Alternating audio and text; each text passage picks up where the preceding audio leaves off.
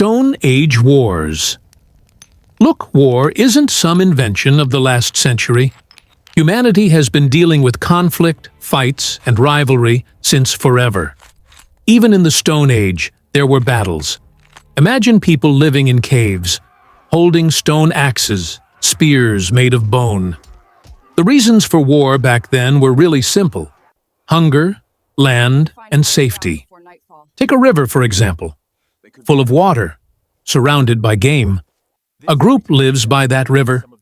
Another group comes along. This is ours now. That's when a fight breaks out. Not a small village quarrel, but a big battle of the time. Basically, the first version of war was a fight to survive. Jebel Sahaba and the first organized conflicts. Archaeologists digging in Jebel Sahaba in Sudan found something interesting. Graves dating back to 10,000 BC. The bones had arrowhead marks. Hundreds of people were buried together. This shows that wars back then weren't just personal fights. They were organized, collective conflicts. So even before farming started, people were fighting over land, water, and animals. In short, war had already begun before civilization even got going. Ancient wars, Troy, Rome. Then we get to the ancient era. By this time, war wasn't just about survival anymore. It was about power and prestige. Take the legendary Trojan War. According to Homer, it's about love, the kidnapping of Helen.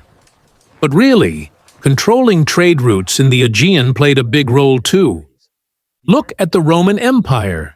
They turned warfare into a system. Roman legions were so disciplined that most armies couldn't stand against them. The goal was clear: more land, more taxes, more power. Romans built roads and aqueducts in conquered areas, but in return, they demanded loyalty and taxes from the people. If locals resisted, Rome would forcefully take control and, when needed, wage war. Medieval religious wars, crusades, reconquista.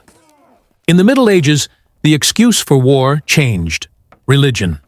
The concept of holy war came about. Take the Crusades.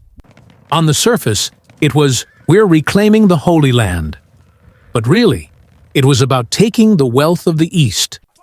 The Reconquista in Spain was similar. Christian kingdoms gradually took lands from Muslims. Religion was always in the spotlight, but behind it all were land and trade routes. Flags changed, but at its core, war was still about power and gain. Mongol invasions. In the 13th century, the Mongols appeared. Genghis Khan and his army swept from Asia into Europe. Mongol war tactics were brutal: speed, surprise, and fear.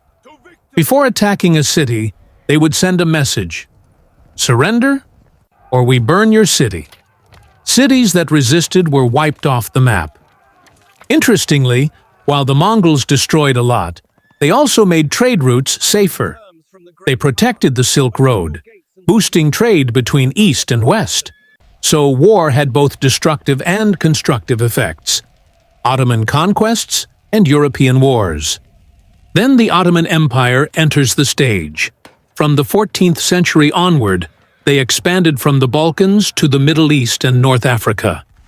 The Ottoman army was strong in both discipline and technology. The conquest of Istanbul in 1453 wasn't just about taking a city.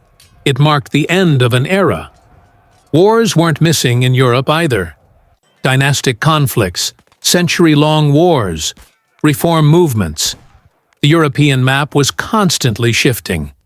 Every war meant new borders and new balances of power.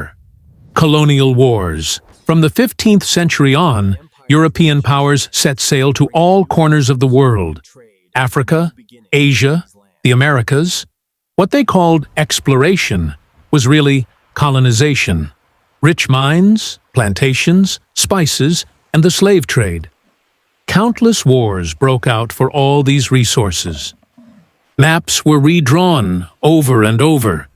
Indigenous peoples were either destroyed or enslaved.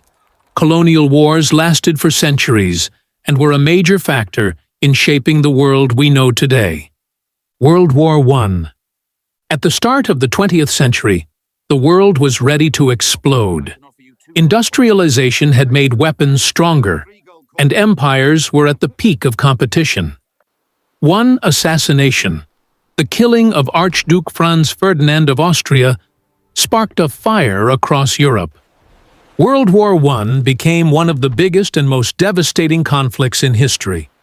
Millions of soldiers died in the trenches.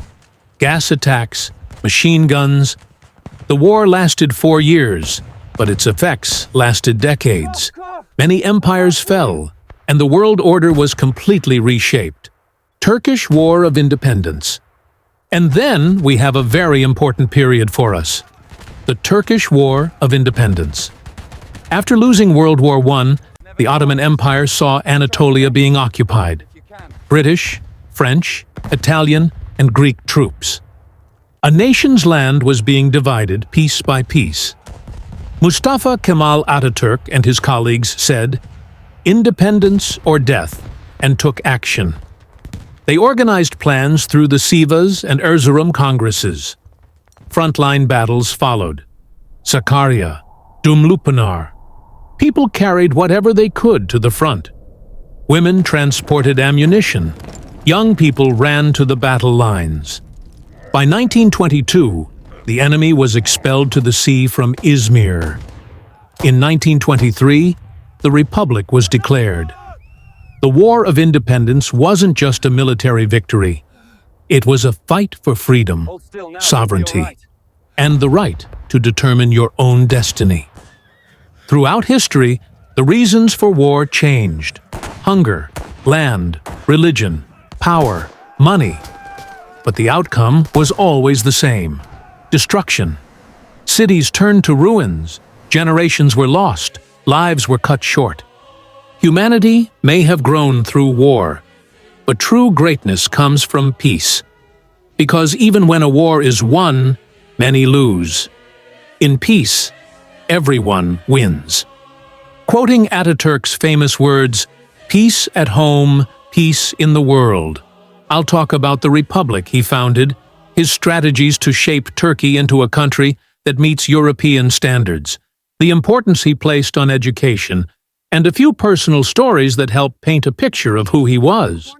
Then, I'll move on to the period after his death, when, at certain times, Turkey's own people, through the exploitation of religion, slowly undermined the foundations of the republic, eventually leading, a century later, to a one-man rule. We'll also look at how, right after World War II, religion-based dictatorships emerged in the Middle East, and how, after 30 or 40 years, many of them collapsed in our own time. To stay updated on new episodes of this video series, make sure to follow me, turn on notifications, and don't forget to hit that like button. I'm Urson Dash. See you next time.